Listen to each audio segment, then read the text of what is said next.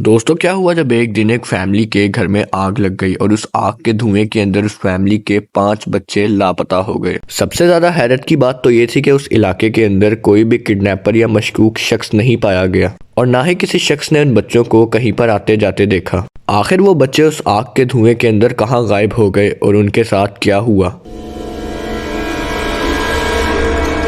उन बच्चों की याद में उन बच्चों के बाप ने एक खत भी लिखा था। उस खत को वेस्ट वर्जीनिया यूनिवर्सिटी की लाइब्रेरी में आज भी संभाल कर रखा गया है। आखिर उस खत के अंदर क्या लिखा था, इस वीडियो के अंदर मैं आपको उन बच्चों की स्टोरी बताऊंगा। जुड़े रहिएगा इस वीडियो में हमारे साथ आखिर तक। इन बच्चों का ताल्लुक सोडर फैमिली से था और ये लोग वेस्ट वर्जीनिया में रहा करते थे। इस फैमिली के पेरेंट्स का नाम जॉर्ज सोडर और जेनी सोडर था। इन दोनों के टोटल 9 बच्चे थे। जॉर्ज सोडर वेस्ट वर्जीनिया का एक बिजनेसमैन था और जेनी सोडर एक हाउसवाइफ। ये एक निहायत लविंग और केयरिंग फैमिली थी और ये लोग हंसी खुशी अपनी जिंदगी गुजार रहे थे। मगर इन लोगों को बिल्कुल भी इस बात का अंदाजा नहीं था कि इनकी खुशियों को किसी की नजर लगने लगी है। 24 दिसंबर 1945 की रात को सोडर फैमिली अपने घर के लाउंज में बैठी हुई थी। उस वक्त रात के तकरीबन 10 बज रहे थे। सब लोगों का मूड बहुत ही ज्यादा अच्छा था और ये तमाम लोग क्रिसमस की तैयारी कर रहे थे क्योंकि अगले दिन 25 दिसंबर थी। अचानक से इनके घर के बाहर एक बहुत ही ज़्यादा मिस्टीरियस चीज़ हुई। जॉर्ज सोडर ने अपने घर के बाहर एक बहुत ही ज़्यादा लाउड नॉइस सुनी। ये आवाज़ ऐसी थी जैसे कि इनके घर के बाहर कोई बहुत तेज़ धमाका हुआ है। जॉर्ज सोडर फटाफट ये देखने के लिए बाहर निकला कि क्या हुआ है। इसने देखा कि इसके घर के बाहर बहुत तेज़ आग लग चुकी है। सोडर वापस से अपने घर के अंदर भागा और अपने बीवी और बच्चों को अलर्ट किया। उनके घर के अंदर परेशानी का आलम था। सब लोग डर के मारे इधर उधर भागना शुरू हो चुके थे और उस आग ने आहिस्ता आहिस्ता रफ्तार पकड़ते हुए जॉर्ज के घर को भी अपनी लपेट में ले लिया और जॉर्ज सोडर का पूरा घर उस आग के अंदर जल गया। अब आसपास हर जगह काला धुआं उठ रहा था, मगर इसी काले धुएं के अंदर जॉर्ज सोडर के 5 बच्चे गायब हो गए। गायब होने वाले बच्चों में मोराइस जिसकी उम्र 14 साल थी, मार्थ जिसकी उम्र 12 साल थी, लुइस जिसकी उम्र 9 साल थी, जेनी जिसकी उम्र 8 साल थी और सबसे छोटा बच्चा बीटे जिसकी उम्र महज 5 साल थी। ये सब शामिल थे। आसपास मौजूद लोगों ने जब आग लगी हुई देखी तो फौरन से पुलिस को रेस्क्यू को कॉल की। रेस्क्यू टीम ने उनके घर के अंदर जाकर जॉर्ज सोडर को, जेनी सोडर को और उनके 4 बच्चों को रेस्क्यू कर लिया था। जॉर्ज सोडर को माइनर इंजरीज आई थी जबकि उसकी वाइफ को माइनर इंजरीज के साथ साथ सांस लेने में भी मुश्किल हो रही थी, बहुत ज़्यादा देर धुएं में रहने की वजह से। दोस्तों, रेस्क्यू की टीम ने उनका पूरा घर छान मारा मगर वो 5 बच्चे कहीं पर भी ना मिले। पुलिस ने भी अपनी इन्वेस्टिगेशन शुरू कर दी थी मगर पुलिस को भी कोई भी क्लू ना मिल सका। पुलिस ने उनके घर के आसपास सर्च करना शुरू कर दी। उस इलाके के लोगों से पूछताछ की, बहुत से लोगों को गिरफ्तार करके उनका इंटरव्यू किया मगर कोई भी फ़ायदा ना हो सका।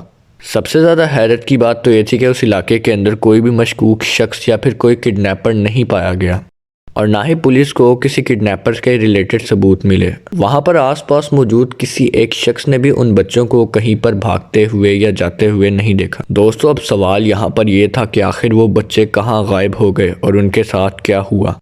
ये न्यूज़ थी ही इतनी ज़्यादा हैरानकुन। उस वक्त पूरे वेस्ट वर्जीनिया के अंदर ये न्यूज़ वायरल हो चुकी थी और एक खौफ की लहर चल पड़ी थी। पुलिस ने सोडर फैमिली का फ़ोन रिकॉर्ड्स भी चेक किया कि उन्हें किसी भी मशकूक शख्स या किडनैपर टाइप शख्स की कॉल तो नहीं आई बच्चों के लिए, मगर इससे भी कोई फ़ायदा न हो सका। उन लोगों को कोई भी कॉल रिसीव नहीं हुई।